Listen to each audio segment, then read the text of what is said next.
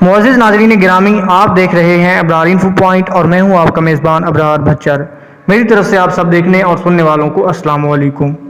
ناظرین گرامی، بیت اللہ کے بارے میں کون نہیں جانتا؟ محبت کی وجہ سے ہر مسلمان نے کعبہ کی تصویر ضرور گھر میں لٹکائی ہوئی ہوتی ہے۔ دوستو، آج میں آپ کو خانہ کعبہ کے بارے میں 10 ایسی حیران کن باتیں بتاؤں گا جنہیں شاید آپ نے پہلے کبھی نہیں سنا ہوگا۔ خانہ کعبہ مکہ کے پہاڑوں میں ڈھلوان والی جگہوں میں موجود ہے، جس کی وجہ سے جب بھی بارش ہوا کرتی تھی تو وادی میں سیلاب آ جایا کرتا تھا اور خانہ کعبہ کے چاروں طرف پانی اکٹھا ہو جایا کرتا تھا، اور اس وقت پانی کی نکاسی کے کوئی خاص اسباب نہ تھے، لیکن مسلمان پھر بھی خانہ کعبہ کا طواف کیا کرتے تھے اور تیراکی کر کے طواف کرتے تھے۔ کئی سالوں تک لوگ یہ اندازہ لگاتے رہے کہ خانہ کعبہ اندر سے کیسا نظر آتا ہے۔ وہ لوگ بڑے خوش نصیب ہیں جن کو خانہ کعبہ کے اندر داخل ہونے کی سعادت حاصل ہوئی، اور یہ خوش نصیب اور بھی ہیں جس کو خانہ کعبہ کے اندر کی یہ تصویریں لینے کی سعادت حاصل ہوئی۔ پھر لاکھوں کروڑوں لوگوں نے یہ تصویریں آن لائن دیکھیں، اور انڈین لوگوں کے وہم بھی دور ہو گئے جو یہ کہتے تھے کہ ہمارے دیوتا کی مورتی اندر رکھی ہوئی ہے۔ دوستو، خانہ کعبہ کا اندرونی حصہ ماربل اور ہرے رنگ کے کپڑے سے ڈھکا ہوا ہے۔ دوستو، خانہ کعبہ کو کھولنے کے لیے جن چابیوں کا استعمال ہوتا ہے وہ کوئی سعودی حکومت کے پاس نہیں ہے، بلکہ نبی کریم صلی اللہ علیہ وسلم کے ایک صحابی کے خاندان کے پاس ہیں۔ فتح مکہ کے بعد پیارے نبی صلی اللہ علیہ وسلم نے خانہ کعبہ کی چابیاں سونپ دی تھیں۔ پیارے نبی صلی اللہ علیہ وسلم نے یہ چابیاں اپنے پاس رکھنے کی بجائے بنی شیبہ خاندان کے عثمان بن طلحہ کو دے دی تھیں۔ اس وقت سے لے کر آج تک خانہ کعبہ کی چابیاں حضرت عثمان بن طلحہ رضی اللہ تعالیٰ عنہ کے خاندان کے پاس ہی ہیں۔ پیارے نبی صلی اللہ علیہ وسلم کے فرمان کے مطابق یہ چابیاں انہی کے پاس رہیں گی۔ حضور صلی اللہ علیہ وسلم نے فرمایا تھا کہ اے عثمان بن طلحہ، یہ چابیاں روز قیامت تک تیری تحویل میں رہیں گی، سوائے اس کے کہ وہ زور زبردستی یا غیر اخلاقی طریقے سے چھین لے جائیں، لیکن وہ شخص ظالم ہوگا۔ کیا آپ کو معلوم ہے کہ خانہ کعبہ کی تعداد 2 ہے؟ خانہ کعبہ کے بالکل اوپر آسمان میں ایک کعبہ اور بھی ہے جسے حدیث پاک میں بیت المعمور کہا گیا۔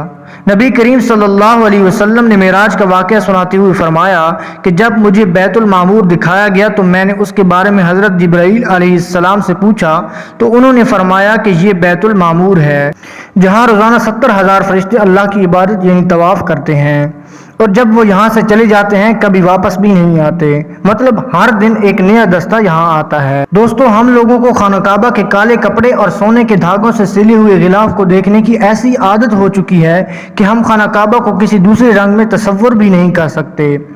مگر کیا آپ کو پتہ ہے کہ پہلے خانہ کعبہ پر مختلف رنگوں کے کپڑے بھی پہنائے جاتے تھے، جن میں ہرا، سبز، لال اور سفید رنگ شامل ہے۔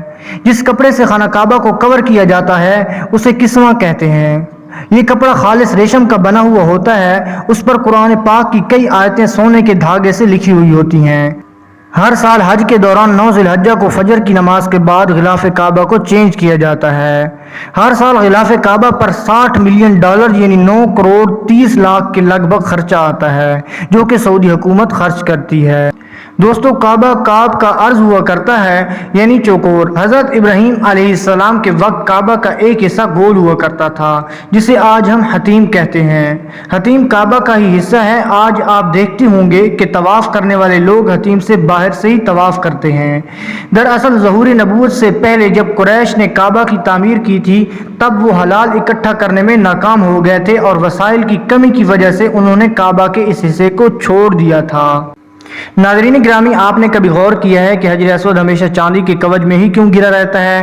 کچھ لوگوں کا کہنا ہے کہ دشمن کی فوج کی طرف سے پتھر کے لگنے کی وجہ سے ٹوٹ گیا تھا جب وہ دشمن مکہ پر قابض تھے۔ اس وقت حضرت عبداللہ بن زبیر رضی اللہ تعالی عنہ کی ملکیت میں تھا۔ بعض ذرائع کے مطابق حجر اسود بحرین سے تعلق رکھنے والے اسماعیلی گروپ کے خمارٹین کے ہاتھوں ٹوٹ گیا تھا۔ ان لوگوں کا یہ گمان تھا کہ حج ایک توہین پرستی والا عمل ہے۔ اپنی بات کو ثابت کرنے کے لیے ان لوگوں نے 10,000 حجاج کرام کو مار ڈالا، ان کی جسموں کو آب زمزم کے کنویں میں پھینک دیا تھا۔ یہ غیر مناسب عمل کافی نہیں تھا کہ لوگ حجر اسود کو مشرق میں لے گئے، پھر عراق کے شہر کوفہ میں لے گئے، اس کے بدلے میں وہاں پیسے دیے گئے اور ان کو مجبور کیا گیا کہ یہ پتھر خلیفہ وقت کو واپس کر دیں۔ جب یہ واپس کیا گیا تب یہ ٹکڑوں میں تھا۔ تب سے جوڑنے کا ایک طریقہ سمجھ میں آیا کہ اس کو چاندی کے سانچے میں رکھا جائے۔ کچھ لوگوں کے مطابق اس مقدس پتھر کے ٹکڑے آج بھی کہیں گم ہیں۔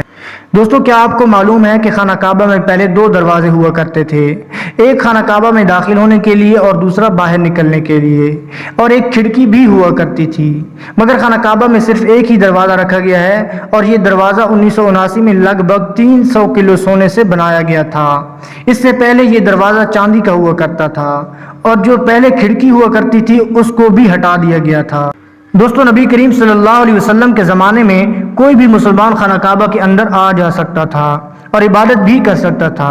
خانہ کعبہ ہفتے میں 2 بار کھولا جاتا، مگر آج کے زمانے میں مسلمانوں کی تعداد اور دیگر وجوہات کی بنا پر خانہ کعبہ کو سال میں صرف 2 مرتبہ کھولا جاتا ہے، اس میں بھی اعلیٰ شخصیات، خاص مہمان ہی خانہ کعبہ میں جا سکتے ہیں۔ دوستو خانہ کعبہ کو کب، کیسے اور کیوں تعمیر کیا گیا؟ آج ہم جب اسے دیکھتے ہیں کہ وہ ہمیشہ سے تو ایسا نہیں تھا، قدرتی آفات اور وجوہات کی وجہ سے خانہ کعبہ کی تعمیر کی ضرورت پڑتی رہی۔ ناظرین گرامی، ہم میں سے اکثر لوگ سوچتے ہیں کہ کعبہ کی تعمیر سب سے پہلے حضرت ابراہیم علیہ السلام اور ان کے بیٹے حضرت اسماعیل علیہ السلام نے کی، مگر ایسا نہیں ہے۔ روایات میں آتا ہے کہ اللہ تعالیٰ نے حضرت آدم علیہ السلام کو جب زمین پر بھیجا، تب حضرت آدم علیہ السلام نے اللہ کے حکم سے خانہ کعبہ کو تعمیر کیا اور مختلف پہاڑوں سے پتھر لا کر کعبہ کی بنیاد رکھی۔ اس کے ہزاروں سال بعد جب حضرت نوح علیہ السلام کے دور میں طوفان نوح آیا، تب خانہ کعبہ طوفان کی وجہ سے بہہ گیا، مگر کعبہ کی بنیاد بچی رہی۔ بعد میں حضرت ابراہیم علیہ السلام نے اللہ تعالیٰ کے حکم سے اپنے بیٹے حضرت اسماعیل علیہ السلام کے ساتھ مل کر اسی بنیاد پر خانہ کعبہ کی پھر سے تعمیر کی۔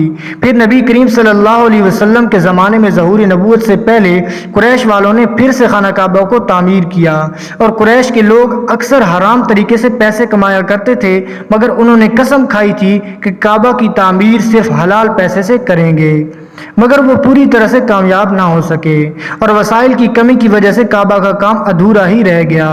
اس کے بعد جو تعمیر ہوئی وہ سیدنا عبداللہ بن زبیر رضی اللہ تعالی عنہ کے دور میں ہوئی۔ پھر آخری بار عبد الملک بن مروان کے کہنے پر حجاج بن یوسف نے قریش کے بنائے ہوئے کعبہ کو گرا دیا اور اسی بنیاد پر پھر سے خانہ کعبہ کو تعمیر کیا، اور آج خانہ کعبہ کو ہم دیکھ رہے ہیں وہ اسی وقت سے تعمیر کیا ہوا ہے۔ جی تو دوستو یہ تھی ہماری آج کی ویڈیو کیسی لگی کمنٹ کر کے ہمیں ضرور بتائیے گا، اور لائک کر کے دیگر دوستوں کے ساتھ شیئر ضرور کیجیے گا۔ انشاءاللہ آپ سے ملاقات ہوتی ہے اگلی ویڈیو میں، تب تک اپنا اور اپنے پیاروں کا ڈھیر سارا خیال رکھیے گا۔ اللہ نگہبان۔